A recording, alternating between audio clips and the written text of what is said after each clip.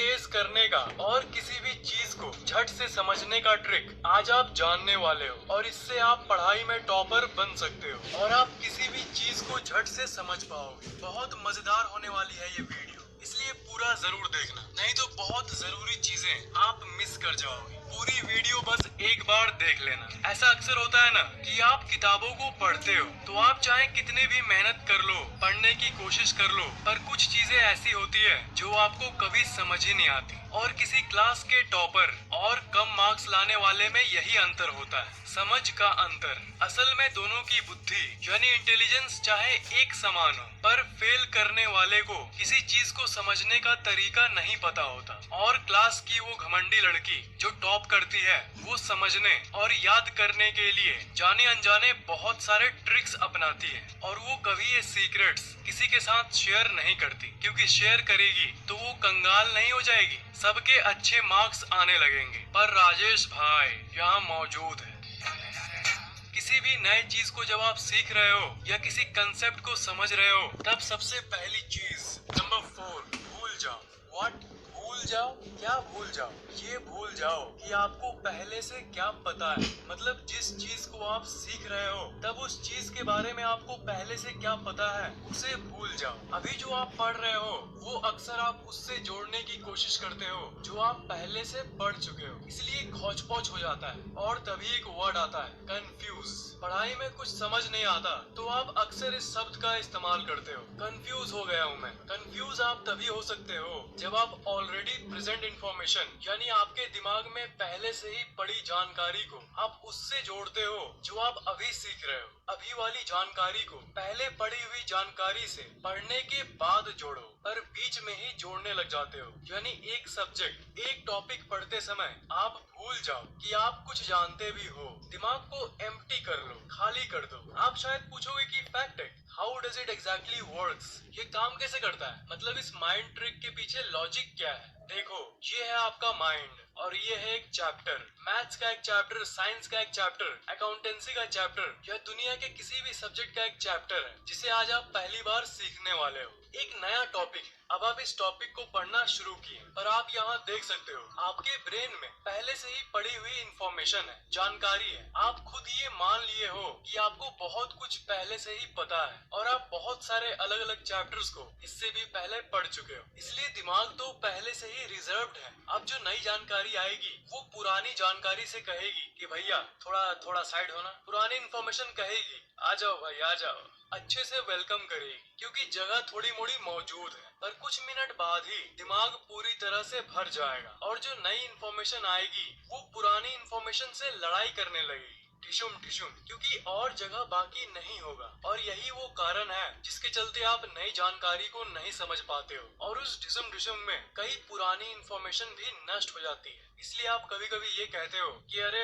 ये पढ़ने के बाद तो मैं जो पहले जानता था उसे भी भूल गया। मैं जितनी बातें कह रहा हूँ उससे आप रिलेट जरूर कर पाओगे। तो ये सब तो मैंने आपको समझाने के लिए दिखाया। ये पुरानी और नई जानकारी की लड़ाई एक्चुअल में आपकी एक सोच के चलते उत्पन्न होती है। इसका जड़ एक ही है कि आप ये सोचते हो कि मैंने पहले भी पढ़ा है और मुझे पहले से ही बहुत कुछ पता है। आपने तो ये जरूर सुना होगा कि जिसको अपने नॉलेज का बहुत घमंड होता है वो नई नॉलेज को ग्रहण नहीं कर सकता और जो इंसान सिंपल होता है वो बहुत ऊपर जाता है। इसका कारण वही है, घमंड नहीं करने वाला इंसान ये भूल जाता है कि उसे पहले से भी कुछ पता है, वो सिर्फ नई जानकारी पे फोकस करता है। पर घमंड करने वाला इंसान कभी भी नई इंफॉर्मेशन को अच्छे से ग्रहण नहीं कर पाता। एक जरूरी बात मैं क्लियर कर दूं कि जब मैं कह रहा हूं कि भूल जाओ तब कई लोग पूछेंगे कि कहीं सच में हम पहले से पढ़ा हुआ नहीं ना भूल जाएंगे, वो हमारे दिमाग से फुस नहीं न हो जाएगा। नहीं भाई, वो टेम्पोररी होगा, मतलब थोड़ी देर के लिए होगा। मतलब उसी समय तक भूलो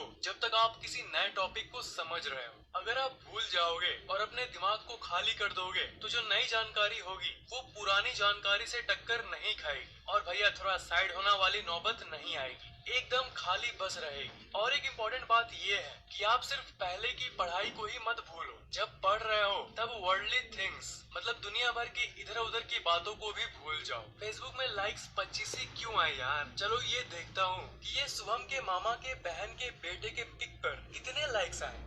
150।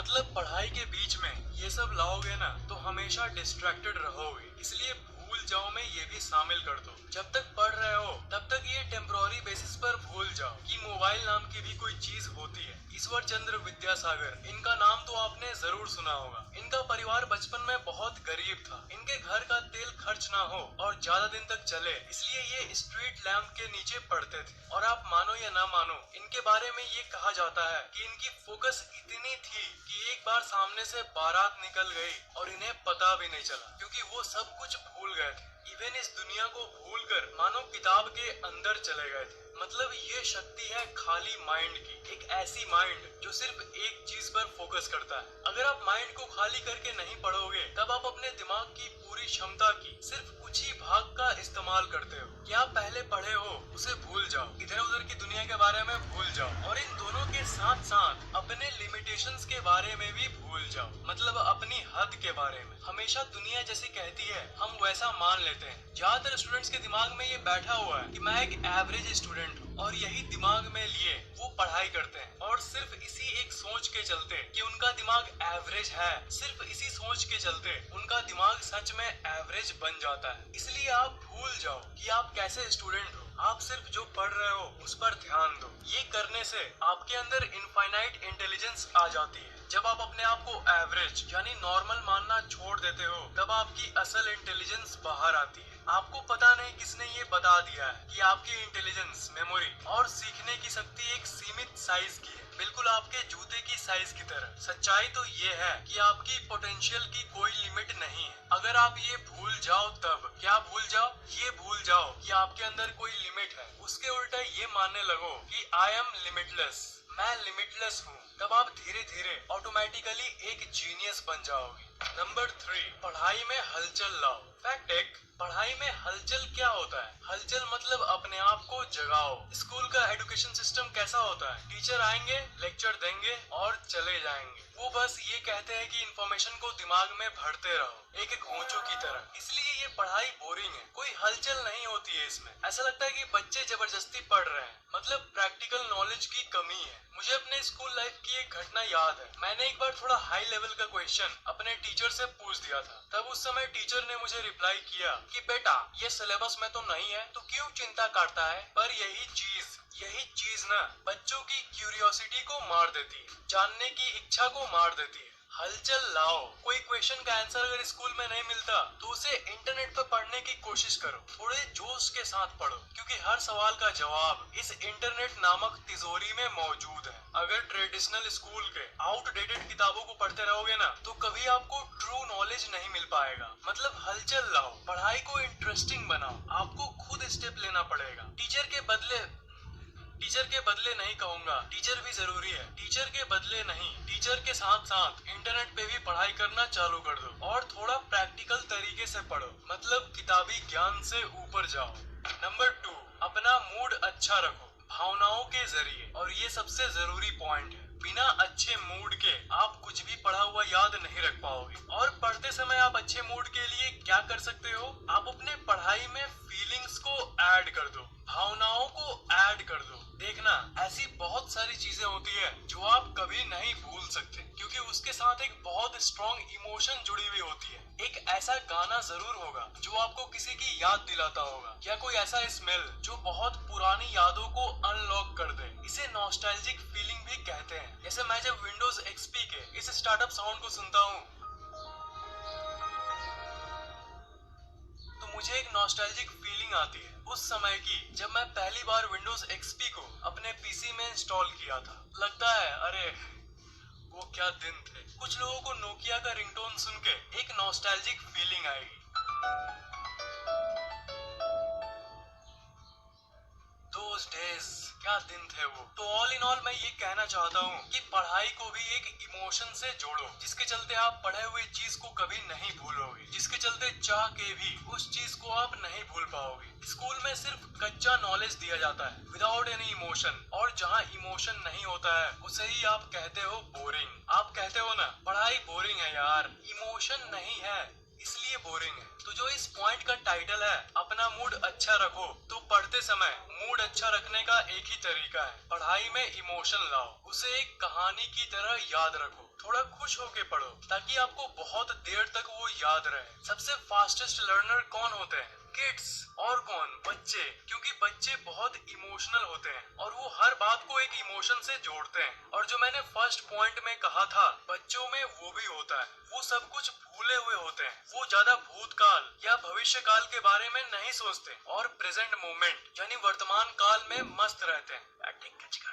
शर्लॉक होम्स एक बहुत फेमस कैरेक्टर है और उसे सबसे इंटेलिजेंट लोगों में से एक माना जाता है, पर उसे हमारे सौर मंडल का ग्रहों का नाम भी ठीक से याद नहीं है। क्या आप बिलीव कर सकते हो, एक जीनियस जिसे सौर मंडल के 8 ग्रहों का नाम भी नहीं पता, तो फिर जीनियस कहाँ से हुआ? पर आपको इसका असल वजह नहीं पता। असल में वो इतने स्मार्ट थे कि उनका दिमाग इररिलेवेंट इंफॉर्मेशन यानी वो जानकारी जो उनके काम की नहीं है उसको उनका दिमाग मिटा देता है। और आपका दिमाग भी यही करता है। बिना इमोशन के टीचर का लेक्चर आप सुनते रहते हो, इसलिए आपका दिमाग उसे आपके मेमोरी से तुरंत निकाल देता है। इंडियन क्रिकेट टीम एक मैच में कितना रन स्कोर करती है वो आपको एकदम अच्छे से एग्जैक्ट याद रहता है, क्योंकि हर मैच में एक धक धक का मोमेंट होता है। लास्ट ओवर में इतने रन चाहिए, कौन जीतेगा? तो देखो यहाँ पर कितना इमोशन, भावना इन्वॉल्व है। इसलिए पढ़ाई को इमोशन के साथ, खुश होके करो, इमोशन के साथ करो, ताकि पढ़ा हुआ आपके लॉन्ग टर्म मेमोरी में जाए और आप हमेशा के लिए याद रखें।